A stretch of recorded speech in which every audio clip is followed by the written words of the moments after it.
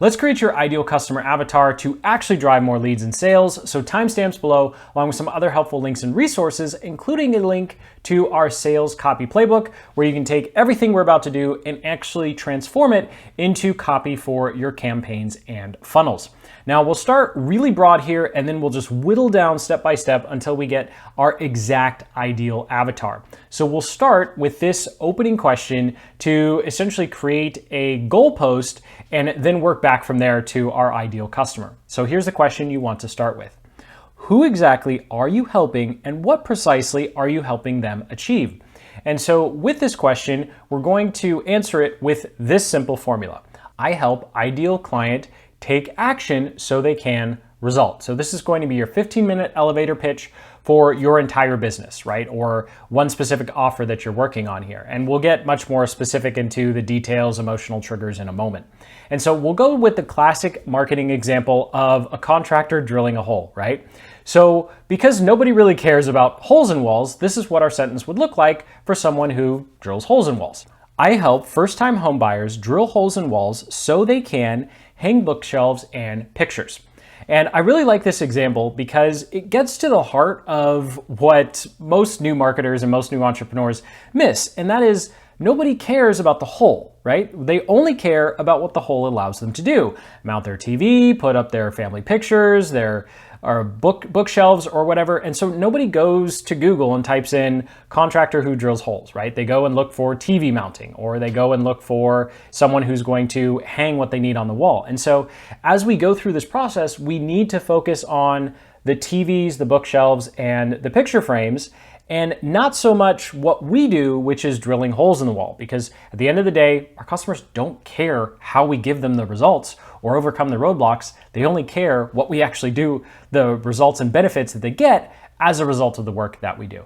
And if that still doesn't make a lot of sense, this next exercise will hopefully make it a whole lot clearer. And now that we have that, we'll take one step forward and start looking at the reality gap. That is identifying where our ideal customers are today and where they want to be. And obviously that gap in between is our product, service, or coaching that gets them from point A to point A, B, C, D, or whatever they're trying to achieve, right? So here's how we do it. We start by asking 3 simple questions. We ask who they are, which we've almost defined. Then we ask what they want. And then we answer the question, what do they think, or what is in their way? And so after this 3-step process, you're going to have 50% of your profile done, and you could actually just go start copywriting then and there, but of course we'll get a little more detailed. So the first question, of course, is figuring out how do our ideal customers identify themselves? And so here's a just basic list of potential customers for different businesses that we'll use for example purposes. And we just need to make sure that we are speaking our customers' language. So no business jargon here, just how would our ideal customers identify themselves in the context of our niche. And then after that, we want to answer this simple question, what results are they after, right? So we're not going to get super detailed here. We want to be really broad for this first round. So what's the big result these people want? Well, someone who is a business owner, maybe they want to spend less time in their business. Someone who's a swimmer or runner, maybe they're training for a triathlon. Work from home mom wants part-time income, or a homesteader just wants to be off the grid, right? Whatever it is for your ideal customer, this is the simple exercise that you want to go through to identify what those big results are. And then this next part is really key. This is going to really supercharge your copywriting once you get into it. And that is, what roadblocks do they think are in the way? And so this is really key because we don't want to, we're the expert, right? We made the product, we made the service, we're the coach. So we know what's in their way. We know all the steps to get to where they want to go, but they don't. And so oftentimes, our ideal customers are looking at things that don't actually matter. They have this picture in their head that they have to overcome these things in order to enjoy the results that they're looking for. And so here are a couple of examples. Our business owner could believe that they need to hire someone else to have more time in their business. Our artists could believe that they don't have enough artwork yet, or they don't have a large enough range to open up their own in-person or virtual gallery. And then for someone who wants to be completely off the grid, maybe they think the zoning laws in their particular neighborhood are going to prevent them from doing what they want, or they think they have to move across the country to achieve that off-grid status that they want. And so whatever it might be, you want to really think about what does my ideal customer think is preventing them from getting the results that they want. And this, of course, can also help you improve your product and services as well. And so once you've gone through this process once, what you want to do is then start getting a little more detailed and make a comprehensive list of all the results your ideal customer is interested in achieving, and then all the roadblocks that they're trying to overcome. So as an example, here's what it would look like for a Facebook ads agency promoting a webinar or some sort of management service. So you can see with the results, someone is trying to essentially make more money by running Facebook ads, right? And then on the roadblock side, we have all of the struggles, pain points, and frustrations that potential Facebook advertisers would be dealing with that they think they have to overcome, or they actually do need to overcome in order to achieve everything in that results column. Now, one more little tip before we move on. Here are some examples that work in pretty much every niche and industry because there are some universal frustrations and aspirations. So on our results column here, wanting more time, wanting more freedom, wanting a new opportunity, wanting side income, and wanting to be independent. Freedom and independent, I guess, is kind of the same thing, or having more control. Those are some common results that people are after: having more control, more freedom, more time. And time, money, control, freedom, those are really common results. And so you can just take those kind of general results and apply them to whatever your niche or industry is. And then of course on the roadblocks, not having enough money, not having enough experience yet, believing they don't have time to invest or get the experience that they need. And of course, then maybe they believe some external factor is going to prevent them from achieving the results or going after the results that they ultimately want. Of course, that last one, just think of the homesteader or someone who's trying to do something different with their home and they think zoning laws are going to block them. Of course, probably zoning laws would block a lot of things because some places are pretty strict, but that's just an example. Of course, you want to think of things that are externally might be coming in and giving your customers a roadblock to the result that they're ultimately after. And so with that, we have all of the core elements we need to actually start writing some sales copy and of course, testing out our profile. And so I'll link up in the description to our sales copywriter playbook that allows you to take these results and roadblocks and plug them in to proven copywriting formulas. So now we have the hard part. And this is the hard part because Facebook Audience Insights is gone. So if you've been doing any research and you were planning on using Facebook Audience Insights, well, it's not going to help you with finding demographic information. So the good news is we have 3 sources. The bad news is they all require you to have some sort of previous traffic or experience with your clients. And if you don't, you're starting completely from scratch. Don't worry, the next section has you covered. So there are 3 places we can go to get basic demographic information. We, of course, can look at our previous client data. We can look at analytics data, or we could look at social data. And so I'll quickly run through these. Number 1, if you've already had a client, a customer, go ahead and write down their name, their location, and then of course, age, gender, and some other basic demographic information that's related to your product or service. And so the best place to start for your ideal customer profile is actually using a real person. And when we get to the coffee chat, you'll see how this actually makes the entire process a whole lot easier. Now, number 2, you can jump into your Google Analytics account if you have a website, even if you only have a couple views or a couple hundred views over the past 30 or 90 days, that will actually give you some demographic information. So I'll link up in the cards in the description to a full-blown Google Analytics tutorial to go through how to get that data. And finally, if you have a YouTube channel, Facebook, or Instagram, those platforms actually do give you some information about who's engaging with your posts and videos. And of course, if you don't have any of that data, here we just want to know the approximate age, the gender, the location, and then relevant life events, other demographic information, etc. with this particular step. It helps with your advertising, but it's not necessarily necessary. You can easily find this information after a week or 2 of running ads or after a couple of months of posting content on one of the platforms we just mentioned. Now, irrespective of where you are in your business, if you are just starting out or you have a bunch of data, the messaging landscape and analyzing what your competitors are saying is going to give you a tremendous amount of insight into who you should potentially be selling to. And so there are two main questions here, and then we'll go through an example of how to actually run through someone else's marketing messages to pull out valuable information. And of course, your competitors' testimonials are a great place to learn about their customers, right? Because it's literally their customers saying what they do or don't like. So that's another place you can go for demographic information. But I'm getting sidetracked here. So first, we want to identify the top 5 alternatives. That is, your ideal customers, they're already out there, right? They're already buying things. So where are they going now instead of working with you? And so we just need a list of 5 companies. These can be really big. These could be smaller than you. The size of the company doesn't really matter, just as long as they are a direct alternative, right? So what we want to do here is just make a list of 5, and then we'll come back to that list. Then we want to think about, okay, well, before they buy, they probably are going to places to get educated so they can make an informed decision, even if that's just watching one YouTube video, right? So we want to make a list of all of the media that already has our ideal customer's attention. So this could be YouTube channels, magazines, of course, big social accounts, blogs, large and small. So we just need a list of 20 of some combination of these. And what you want to do is start with the first question we answered, the list of 5 alternatives, and go through their sales process. Look at their landing pages, join their email list, look at their sales pages. If you're really serious, you'd go ahead and purchase the product or service and see if they have any sort of upsells or how they actually treat their customers.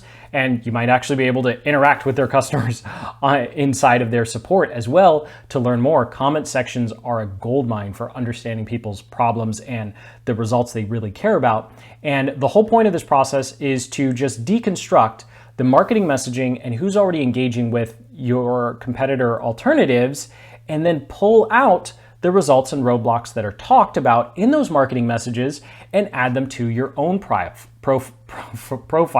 Wow. So here's an example. We have a landing page from a company called Digital Marketer. They make a lot of great information for marketers and entrepreneurs like ourselves who are trying to figure out this whole digital marketing thing, right? So they have here a landing page that is a Facebook ad template library. And so what I like to do is I'll take a screenshot and save it, and then I'll go through their text and I will actually highlight what are they promising in their headlines and bullet points, and what pain points are they talking about? What results are they promising? And so you don't have to use my color coding system. I'm overly OCD. You can just use yellow for results and then gray or blue for deliverables or breaking the roadblocks or problems or frustrations that they're addressing. And this will give you a lot of information about the results and roadblocks that your ideal customers already care about. And so, of course, we're assuming that whoever you're looking at knows what they're doing in terms of their marketing. And of course, that's why we have 5. So you'll start to see patterns as you go through these other companies' marketing messages. And of course, by this point, you've spent a lot of time and energy going through brainstorming, creating your focusing statement, results and roadblocks, doing some demographic research, and of course, looking at some competitors. So now it's time to take all that information and compile it into a easy to reference profile, ideal customer avatar profile that you can use whenever you're creating content, whenever you're writing new sales messages, creating marketing campaigns. And so this is going to be your source where you're going to come back to every time you're creating something for your ideal customer to make sure that everything that you write and produce is focused on them. So we talk about hanging bookshelves, hanging and mounting TVs instead of how great we are at just drilling holes in walls, right? So here's what we want to do. If you were to sit down with your ideal customer, let's say we're in a coffee shop, what would their story of their journey sound like? And what would they look like? And where would they be in life? And so the good news is we have about 80% of this information, and then we need to get a little creative, and of course we can always come back. So here's what we have so far. Coming back to our Facebook ads agency example, let's say our ideal customers live in California, New York, Nevada, and Florida. These just happen to be populous states that we chose for this. They're anywhere between 34 and 47. They take home about 95K a year after taxes and paying all their other business stuff. And then of course we have their results and roadblocks, and we have some alternatives in terms of companies they're already looking at, and of course podcasts and YouTube channels that they're interested in watching. So you have all this information already. So the first step here is giving your ideal customer avatar a name, and this is actually really is important. And so if you have any previous clients, or you were going through comments, or you were going through testimonials on other people's sites, and something just clicked with you where you went, yeah, that client was my ideal client, I wish I had more of them, or that testimonial that I read on our competitor's site, that really sounds like the type of person that is going to be a good fit for our business, just take the name, right? So we're not plagiarizing here. We're just going to use that name as a representation, and then you're going to want to go and find a stock photo to represent that person. Now, if you're using a testimonial from someone else's site, please don't just take a screenshot of a real person, right? That could potentially have problems in the future, but go ahead and just find a stock photo to represent who you are targeting. And this is going to be really helpful because it gives you a visualization when you're writing your marketing campaigns and funnel sales copy. And so once you're at this point, now we want to look at all of those results and roadblocks and turn it into a story. So your ideal customer imagine they're at step 0, right? And they are trying to achieve this big result in the future. And there are all these roadblocks in the way as they're achieving, I realize I'm reversed here, as they're working their way towards that big result. Now, some of the roadblocks they've probably already overcome. These are their previous experiences. This is just steps they've already taken on their journey. But at some point, they hit a roadblock, they hit a turning point where they said, you know what, I should probably look for a product or service. So whatever that is for you and your business, now, yes, this can feel a little nebulous and it can feel like you're making something up, and to a certain extent you are. And you can always come back and change this and update this later. And so we're looking at the roadblocks, their experiences they've had so far. What's the big event or the kind of aha moment or the breakdown, the frustration that said, you know what, I need to look for a course, or I need to look for a agency to help me with this, or I should just get a coach or consultant to help me with this. What was that turning point? And then of course, that is going to be your story, right? And so you want to just create a couple paragraphs where you go through this and you create a simple little story like this one, where you are listening to your ideal customer avatar in first person. So as an example, we have our ideal client, Devin here, who of course is a marketing agency owner. And here's a quick example of his story. I've been struggling to grow my agency for a year now. Even though I've purchased multiple courses and books, nothing seems to work for me. So we've already established how long they've been on this journey and what they've tried in the past, courses and books.